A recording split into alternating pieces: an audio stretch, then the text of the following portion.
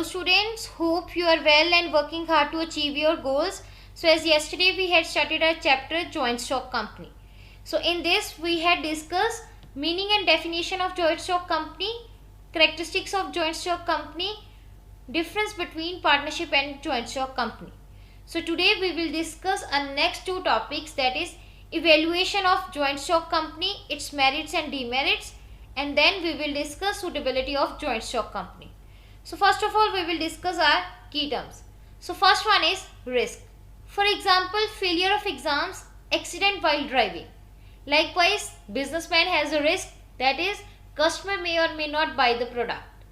So we can say that risk is a possibility or a chance of loss, danger or injury in the business or in a day-to-day life. Next is diffuse. So spread or distribute is the meaning of diffuse. So we can say that diffuse risk means risk that is spread over a wide area or between a large number of people in the business or in a business activities is called diffuse risk. Next is debt. For example, Raman wants to buy a house of rupees 5 lakh, but he has rupees 3 lakh with him and the rest amount he get from his friend and purchase the house. So now the Raman promised to pay that money, that is of rupees 2 lakh, after 6 months. So that 2 lakh rupees is debt. Or another examples are like loans, machinery purchased on installment basis. So these are some examples of debt. So debt is an amount of money borrowed by one party from another is called debt. Next is limited liability. So for example, a person contributes 1 lakh money in a company. So in case of any chances of uncertainty or loss, he is liable to pay up to that amount only. That amount means 1 lakh rupees. His personal property is not used to pay any debt of the company. That is called a limited liability. Next is monopoly. For example, Indian Railways in India is the best example of monopoly, because the control is in the hands of government. So we can say that monopoly where there is one supplier, there is no competition, there is very hard to enter in the market and monopolist control the price. He is the only person who fix the price of that product. So in Indian Railways, government is the only person or only organization that fix the price of tickets of that railways. Next is oligarchy. Oligarchy ruled by a few or rule of a few. For example, BJP is the current ruling party of India. Likewise, Aam Aadmi Party has a rule on state Delhi. Likewise, Akali Dal rule in Punjab. So we can say that oligarchy is a small group of people having control of a country or organization. So now we will discuss the merits and demerits of joint stock company. So first of all, the merits of joint stock company, and first one is huge financial resources. So an important advantage of a company is that it helps in a mobilization of large amount of capital for investment in industrial and commercial undertakings, and different types of securities can be issued to mobilize funds in a joint stock company. Next one is limited liability. So the liability of the shareholders of a company is limited to the face value of the shares that they are purchased in a company, and no member can be called to pay anything more than the value of capital they invested in a company. Next is share transfer facilities. So the shares of a public company can be transferred at any time, and shareholders can convert their shares into cash in case of a need or in case of emergency. Next is professional management. So elected shareholders can take active part in the management of the company, and highly qualified experts in different areas can be employed in a company so that they can help in improving the efficiency of business transactions. Next is diffuse risk. So the liability to satisfy the claims of creditors is limited to the value of shares held by the large number of shareholders is called diffuse risk. Next is large scale operation. So a company can raise any amount of capital, so it can go for any or a large scale of production. So we can say that large amount of resources and professional management helps the company to spend huge amount on research to make their product better, cheaper and more useful to the both, that is for consumers and as well as to the society.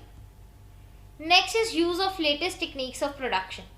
So large scale of resources in a joint stock company helps to use the latest machinery, plant and techniques of a production in a business. Next is advantages of monopoly. So a few companies form an association between themselves to establish monopoly of some products in the market. This enables them to eliminate competition, maximize their profits by fixing the prices of the products. Next is increased goodwill. So a joint stock company formed under Indian Companies Act 1956 enjoys a separate legal entity feature. Therefore, a goodwill is more in comparison to other forms of organizations like partnership. Next is democratic organization. So a company is managed by the board of directors that are elected by the members or by the shareholders. So directors are responsible and accountable for the business transactions of a joint stock company. Next is capacity to afford maximum risk. So it can bear greater risk because of its large resources that are invested in a company. Next is coordination of capital and ability. So through a joint stock company, capital and business ability can be brought together for the benefit of both individual investors and the society as a whole. Next is encouragement to small savings. So this form of organization helps the society by mobilizing the scattered small savings of the society through the issue of shares to a large number of people in country. Next is easy to get loan.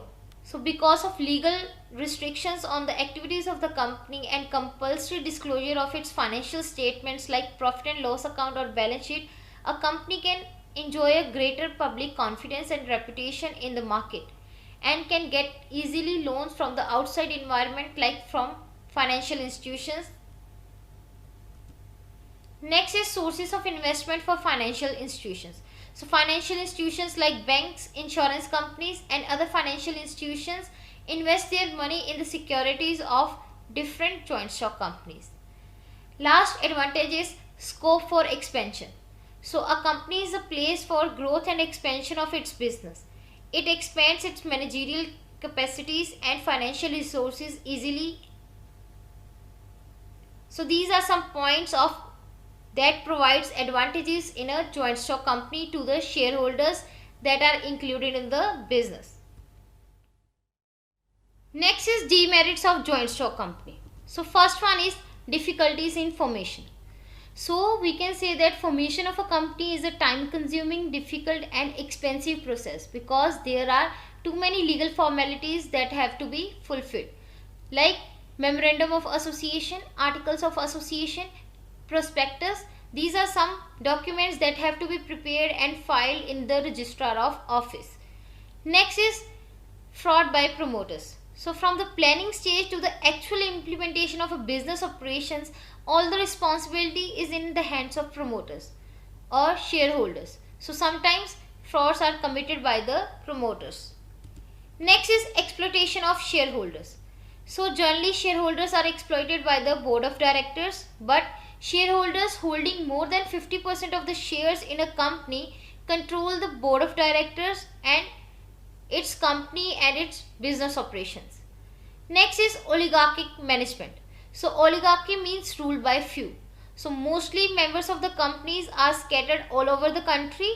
Thus a small group of meetings may misuse their powers and work against the interest of the shareholders.